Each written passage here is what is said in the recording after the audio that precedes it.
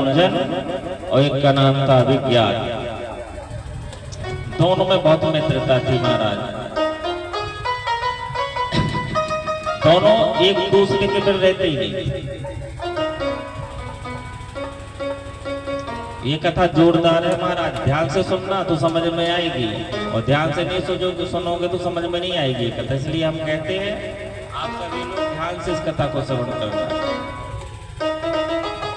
बोलो जय श्री कृष्ण। तो एक थे पुरंजन और एक थे अभिज्ञा, दोनों बहुत खास मित्र थे, एक दूसरे के बिना रहते नहीं थे। काफी समय हो गया।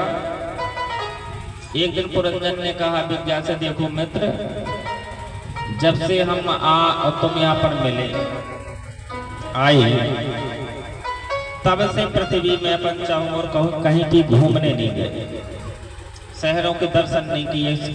कौन से शहर में क्या है? तो जब जन्म मिला है धरती में तो घूमना चाहिए, सभी जगह जाना चाहिए। मुंबई भी जाना चाहिए, दिल्ली भी जाना चाहिए, रामेश्वरम भी जाना चाहिए, गंगा सागर भी जाना चाहिए, प्रयागराज जाना चाहिए, सभी जगह घूमना चाहिए।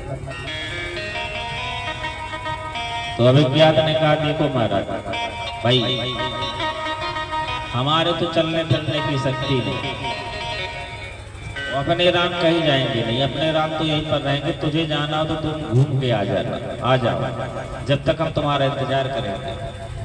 अभिज्ञात ने कहा, ठीक है मित्र, मैं जा रहा हूँ घूमने, फिर कुछ दिन के बाद घूम करके आऊंगा तो तुझसे मिलूंगा। बोले हाँ ठीक है, घुमाओ। अब पुरंजन चला शहरों का दर्शन करने, घूमने के लिए। सभी शहरों में घूम आया, जितने शहर थे पृथ्वी में सभी जगह घूमा।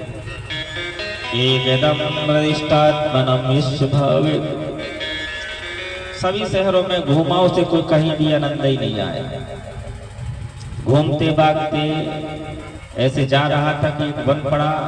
वन प्रदेश में एक चतुर्मातंग सद्वारा 9 दरवाजे का एक महल दिखाई दिया। बड़ा ही सुंदर 9 दरवाजों का महल था हमारा। और नजदीक जाकर के उसने देखा तो एक उस 9 दरवाजे के महल के बीच में रास्ते में एक कन्या दिखाई दी। वह कन्या बड़ी सुंदर थी महाराज। उस कन्या के पीछे 5 फन का सर्प लगा हुआ था जो उसकी रक्षा कर रहा था, और 5 इस तरफ दूत थे, सैनिक थे, और 5 इस तरफ सैनिक थे जो उसकी रक्षा करते थे। एकदा परिदष्टं देवमविदुर्लभं क्रीडश्चतात्मनो यस्य देवे यत्वतना। उस कन्या को देख करके पुरंजन वह परित्यानम रहित से पुरंजन उसके पास गया और उससे पूछने लगा, भाई तुम कौन हो, इधर किधर घूमती हो, तुम्हारे माता पिता का क्या नाम है, बताओ। तो उस स्त्री ने कहा, नामात्वाना पितरश्चैव नात्र जनमेन यद्दृष्टौ दृष्टदिशाधे। मुझे तो पता ही नहीं कि मेरे माता पिता कौन है, मैं जानती नहीं। जब से मैंने होश संभाला है तब से मैंने देखा कि मैं इसी महल में रहती है, और ये 5 सैनिक इस तरफ है, 5 सैनिक इस तरफ है, 5 फन का जो सांप है मेरे पीछे, सब मेरी रक्षा करते हैं।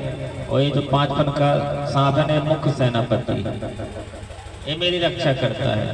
मैं इस पुर की अकेली स्वामिनी हूँ महाराज, मेरे ऊपर कोई नहीं, मैं ही सबके ऊपर राज करती हूँ। अच्छा, बोले हाँ। बोले तो तुम्हारा नाम क्या है? बोले कि मेरा नाम है पुरंजनी। अच्छा,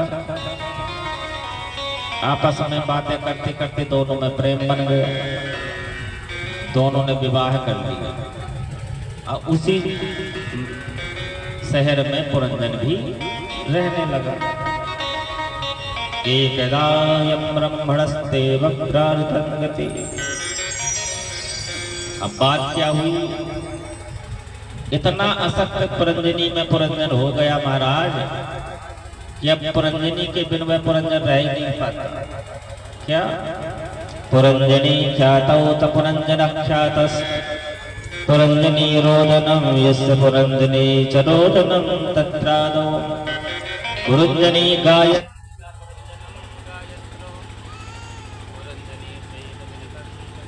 आत्मनौ च पुरंजनी गायन्ति तत्र पुरंजनी गाय। पुरंजनी गावे सो पुरंजन गावे, पुरंजनी रोवे सो पुरंजनी रोवे, पुरंजनी हसे सो पुरंजन हसे, पुरंजनी खाए सो पुरंजन खाए। क्वचित् द्वादस्थ पुरंजनी न्यातक्वति तिष्ठति सवे। जैसा पुरंजनी का वद्गतम। सुखदेव जी कहते हैं परीक्षित, एक समय की बात है